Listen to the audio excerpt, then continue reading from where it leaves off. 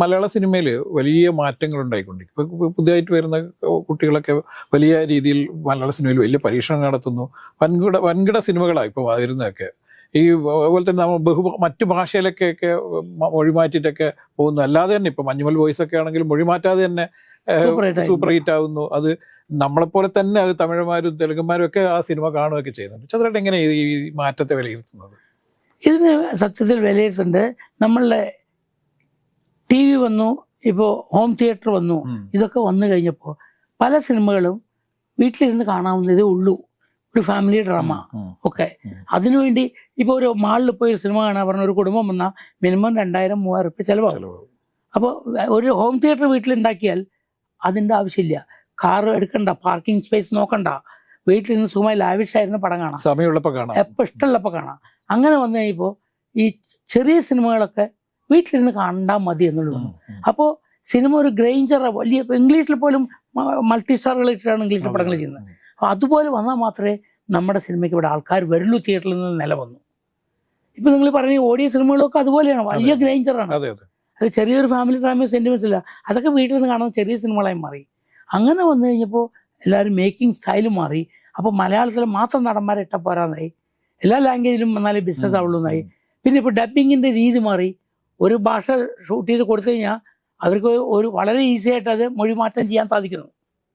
പഴയ പോലെ ഓരോ പ്രാവശ്യവും ഡബിങ് ഒന്നുമില്ല. അപ്പം അങ്ങനെയൊക്കെ വന്നപ്പോൾ എല്ലാ ലാംഗ്വേജിനും കൂടി പ്രതീക്ഷിച്ചുകൊണ്ട് അതിനനുസരിച്ച് ഫിലിം മേക്ക് ചെയ്യാൻ തോന്നുന്നു. അത് പുതിയ മെത്തേഡാണ്. അത് അത് അംഗീകരിച്ചേ പറ്റൂ. അങ്ങനെ ഇനി സിനിമ ഉണ്ടാക്കാൻ പറ്റുള്ളൂ. ഇപ്പം ഞാൻ തന്നെ മദർ തെരേസ എന്തിനാണ് ഇത്രയും ഗ്രേഞ്ചറായി ഷൂട്ട് ചെയ്യുന്നത്? അങ്ങനെ മാത്രമേ ഇനി നടക്കുള്ളൂ. മദർ തെരേസ കാണിച്ച് ദാരിദ്ര്യമായിട്ടുള്ള കൽക്കട്ട തെരുവുകൾ കൂടെ മാത്രം കാണിച്ചാൽ അത് ഏൽക്കില്ല. ആ തെരുവുകൾ പോലും അതിമനോഹരമായിട്ട് അന്നത്തെ കാലഘട്ടം നമ്മൾ സെറ്റിടണം. എന്നിട്ട് അന്നത്തെ കാലഘട്ടവും അന്നത്തെ മാപ്പിളകളെയും ഒക്കെ അതിൽ വരുന്നുണ്ട്. അപ്പം അതിൻ്റെ ഇടയിലൊക്കെ ചെയ്യുമ്പോൾ അന്നത്തെ കാലഘട്ടം ഉണ്ടാക്കി വരാൻ കുറച്ച് കോസ്റ്റ് ആവും. അവർ ഡാർജിലിംഗിൽ പോയി താമസിച്ച കാലഘട്ടം, അന്ന് താമസിച്ച ബിൽഡിങ്, അതൊക്കെ ഉണ്ടാക്കി. അപ്പോൾ അത് അങ്ങനെയൊക്കെ എടുത്താൽ മാത്രമേ ഇന്ന് ഏൽക്കുള്ളൂ. ഒരു ഗാന്ധി ഫിലിമൊക്കെ ചെയ്ത പോലെ നമ്മൾ വളരെ ഡെഡിക്കേറ്റഡായി ചെയ്യണം. ഇപ്പം ചന്ദ്രൻ തുടങ്ങിയ സമയത്ത് ഉണ്ടായിരുന്ന ഒരു തലമുറ അങ്ങനെ തന്നെ മാറി മറ്റൊരു തലമുറ വന്നു, അതിൽ നിന്ന് വേറൊരു തലമുറ വന്നു, ഇപ്പം വീണ്ടും ഒരു തലമുറ മാറ്റം നടന്നുകൊണ്ടിരിക്കുകയാണ്. അപ്പോൾ ശരിക്കും 4ാം തലമുറയിലേക്കാണ് പ്രവേശിച്ചുകൊണ്ടിരിക്കുന്നത്. 5ാമത്തെയാണ് തോന്നുന്നു. 4 5 ആണ്. അതെ 4 5 ആണ്. അപ്പോൾ ഇതിലുണ്ടായ ഈ ചേഞ്ചസിലൊക്കെ നമ്മൾ നോക്കുമ്പോൾ ഇപ്പം മമ്മൂട്ടി, മോഹൻലാൽ എന്ന് പറഞ്ഞ വലിയ മഹാനടന്മാരുണ്ടായി. അത്തരത്തിലുള്ള ഒരു വലിയ മഹാന്മാരായ ഇത്രയും കാലമൊക്കെ പിടിച്ചിരിക്കാൻ പറ്റുന്ന നടന്മാർ വരുന്നുണ്ടെന്ന് തോന്നിയിട്ടുണ്ടോ? അല്ല, ഞാൻ പറഞ്ഞു കഴിഞ്ഞാൽ ഈ കാലഘട്ടത്തിൽ കൂടെയൊക്കെ ഇപ്പം 54 കൊല്ലായി. അപ്പോൾ 5 തലമുറയെ കൂടുതൽ കണ്ടു. ഈ കാലഘട്ടത്തിലൂടെ പോയപ്പോൾ നമ്മൾക്ക് തോന്നിയിട്ടുള്ളത് ഇപ്പോൾ മമ്മൂട്ടി, മോഹൻലാൽ വരെയുള്ള കാലഘട്ടം ഒന്നാണ്. കാരണം അവരിപ്പോഴും നിൽക്കുന്നു കഴിഞ്ഞ 30 വർഷത്തിൽ കൂടുതലായിട്ട്. പക്ഷെ പുതിയ തലമുറ അങ്ങനെ നിൽക്കുന്നില്ല. കാരണം ഇപ്പോൾ ഇവിടെ എപ്പോഴും മാറ്റങ്ങൾ അനിവാര്യമായി വന്നിരിക്കുകയാണ്. പണ്ട് അവരെയൊക്കെ തന്നെ കണ്ടുകൊണ്ടിരുന്നു. ഇപ്പം ഒരു നടൻ 4 സിനിമ ഒന്നിച്ച് അഭിനയിച്ചാൽ ആർക്കും വേണ്ട. കാരണം നമ്മളിപ്പോൾ ഫാസ്റ്റ് ഫുഡ് പോലെയായി. ഫാസ്റ്റ് ഫുഡ് നമുക്ക് ഒരേ സ്ഥലത്ത് ഫുഡ് കഴിക്കാൻ താല്പര്യമില്ല. പണ്ട് നമുക്ക് സ്ഥിരമായിട്ട് കുറേ ഹോട്ടൽസ് ഉണ്ടായിരുന്നു. ഇന്നത് മാറി. അതന്നെയാണ് സിനിമയുടെ അവസ്ഥ. ഒരു ആക്ടറെ വെച്ചിട്ട് 2, 3, 4 സിനിമകൾ ചെയ്യുക. ആ 4 സിനിമകൾ ഓക്കെ ആകുമ്പോഴേക്കും അയാൾ ബോറടിച്ചു, അടുത്ത ആളിലേക്ക് പോവുകയാണ്. അത് ഇനി അങ്ങനെ ആയിരിക്കും ഉണ്ടാവുള്ളൂ, അതേ സംഭവിക്കുള്ളൂ. നമുക്ക് പഴയ കാലഘട്ടം ഒരിക്കലും തിരിച്ചു വരില്ല. അതുപോലെ ഒരു നടന്മാരും നിൽക്കാനും പോകുന്നു. നേരത്തെയൊക്കെ എന്ന് പറഞ്ഞാൽ ഭയങ്കര കഥാമൂല്യമുള്ള സിനിമകളായിരുന്നു മലയാള സിനിമ എന്ന് പറയും. മറ്റു ഭാഷക്കാരൊക്കെ പറയുന്നത് മലയാള സിനിമയിലാണ് ഏറ്റവും കാമ്പുള്ള കഥാപാത്രങ്ങൾ ഉണ്ടാകുന്നത്, കാമ്പുള്ള കഥകളുള്ളത് എന്ന്. പക്ഷെ ഇപ്പൊ അത് മലയാളത്തിൽ അത് മാറി. കാരണം നമ്മുടെ മക്കള്, നമ്മുടെ അടുത്ത തലമുറയൊന്നും ഇവിടെയല്ല ജീവിക്കുന്നത്. അവരൊക്കെ ഇവിടുന്ന് നാട് വിട്ടുപോയി. അവർക്ക് കുറച്ചുകൂടി കഴിഞ്ഞാൽ അവരുടെ കുട്ടികൾ ജനിച്ചിട്ടുണ്ട്. അവർക്ക് വൈകുന്നേരം സന്ധ്യാനാമുണ്ടോ, സന്ധ്യക്ക് വിളക്ക് കൊടുത്തുണ്ടോ ചോദിച്ചു, അവർക്കറിയില്ല. ഇതെന്തിനാണ് വിളക്ക് കൊടുത്തുന്നത്? കറണ്ട് ഉണ്ടല്ലോ എന്നാ പറയുക. വീട്ടിൽ കറണ്ട് ഉണ്ടല്ലോ, പിന്നെ എന്തിനാ വിളക്ക് കൊടുത്ത് വയ്ക്കണേ? സോ അതുപോലെ അറിയാത്ത തലമുറ വളർന്നുകൊണ്ടിരിക്കുകയാണ്. അപ്പോൾ നമ്മുടെ കൾച്ചർ മാറി. അപ്പോൾ ആ ബന്ധങ്ങൾക്ക് വാല്യൂ കുറഞ്ഞു പോയി. കാരണം എന്താണെന്ന് വെച്ചാൽ ഇപ്പോൾ പലപ്പോഴും നമുക്ക് ഒരു വീഡിയോ കോളിൽ കൂടെ ദൂരെയുള്ള അച്ഛനെയും അമ്മയും കാണാനുള്ള സൗകര്യമുണ്ട്. അച്ഛന് സുഖമില്ല പറഞ്ഞ വീഡിയോയിൽ കൂടെ കണ്ടിട്ട് അച്ഛാ ഇപ്പം എങ്ങനെയുണ്ട്, സുഖമാണല്ലോ, ശരി, ഡോക്ടർ വരുന്നുണ്ടല്ലോ അല്ലേ, ഞാൻ പൈസ അയച്ചിട്ടുണ്ട്, അല്ലാണ്ട് ഹോം നേഴ്സിന് നോക്കിക്കോളൂ, ഓക്കെ അച്ഛാ, വെരി ഗുഡ്, എന്തെങ്കിലും ആവശ്യത്തിന് വിളിക്കണേ. പക്ഷേ അത് നിങ്ങൾ എന്നോട് ഫോണിൽ സംസാരിക്കുന്നതും ഞാൻ നിങ്ങളുടെ അടുത്ത് നിന്നിട്ട് അച്ഛാ എന്തെങ്കിലും വേണോ ചോദിക്കുന്ന ആ ബന്ധമുണ്ടല്ലോ, ആ ചൂടുണ്ടല്ലോ, അത് ഒരിക്കലും ഉണ്ടാവില്ല. അത് തന്നെയാണ് പണ്ട് വിദേശത്ത് പണ്ടേ സംഭവിച്ചിട്ടുണ്ട്, ഇവിടെ ഇപ്പോഴേ സംഭവിക്കുന്നുള്ളൂ മാത്രം.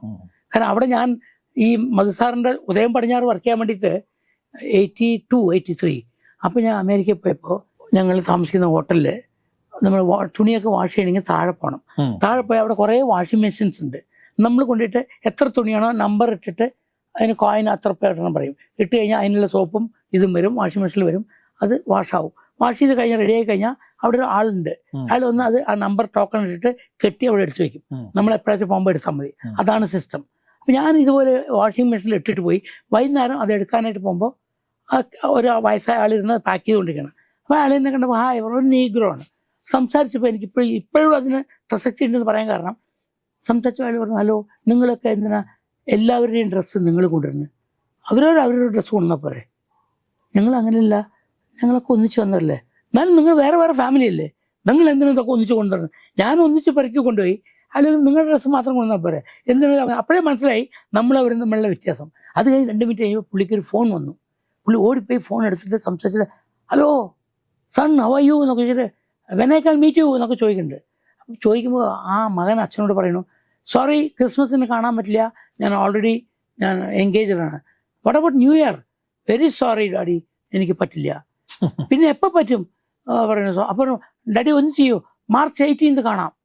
ഇത് പറയുന്നത് സെപ്റ്റംബറിലാണ്, March 18 അത് കഴിഞ്ഞ് പുള്ളി ഫോൺ, ഓ വെരി ഗുഡ് നൈസ് എന്ന് പറഞ്ഞാൽ കട്ടിയിട്ട്, എൻ്റെ മകനെ ഞാൻ March 18 കാണാൻ പോവാണ്. മകനെ March 18 കാണാൻ പോകുന്നതിൻ്റെ അപ്പോയിൻമെൻറ്റ് കിട്ടിയ സന്തോഷം, ആ അവസ്ഥ നമുക്കിവിടെ വന്നുകൊണ്ടിരിക്കുകയാണ്. ഇപ്പോൾ അച്ഛനെയും മക്കളൊക്കെ വീഡിയോ കോളിൽ കൂടെ കൊണ്ടുവന്നു. ചിലപ്പോൾ മരിച്ചത് വരെ അവിടെ വീഡിയോ കോളിലാണ് കാണുന്നത്, അവിടെ നടക്കുന്ന കർമ്മങ്ങളൊക്കെ. കാരണം മകന് വരാൻ സമയമില്ല. അപ്പോൾ ഇവിടെ ഉള്ളവരാണ് കർമ്മങ്ങൾ ചെയ്യുന്നത്. സോറി വെരി ബിസി ഞാൻ എന്നാ പറയുന്നത്. കാരണം അറ്റാച്ച്മെൻറ്റ് കുറഞ്ഞു പോയി. നമ്മൾ കൂടെ നിന്നിട്ട് വളരുമ്പോഴുള്ള അറ്റാച്ച്മെൻറ്റും അതല്ല, അതിൻ്റെ ആ ഒരു ഊഷ്മളത അത് പോയി നഷ്ടപ്പെട്ടു. ഇതൊക്കെ നമുക്ക് ബന്ധങ്ങൾക്ക് ഒരു ആഡും ഡിലീറ്റും ആയി മാറി. ഫോണിലാണ് നമ്മളൊക്കെ. ഫോണിൽ നിങ്ങളൊരു ഷൗട്ട് ചെയ്താൽ ഞാൻ നിങ്ങളെ ഡിലീറ്റ് ചെയ്യുന്നു, വീണ്ടും ആവശ്യം വരുമ്പോൾ ഞാൻ നിങ്ങളെ ആഡ് ചെയ്യുന്നു. അതാണ് ഇപ്പോൾ ലൈഫ്. അതങ്ങനെ ആയിപ്പോയി, ഒന്നും ചെയ്യാൻ പറ്റില്ല. ഈ നമ്മളിപ്പോ സിനിമ സംസാരിച്ചു കഴിഞ്ഞാൽ ശരിക്കും പറഞ്ഞാൽ തീരില്ല, അങ്ങനെ കടൽ പോലെ കിടക്കുക. നന്ദി.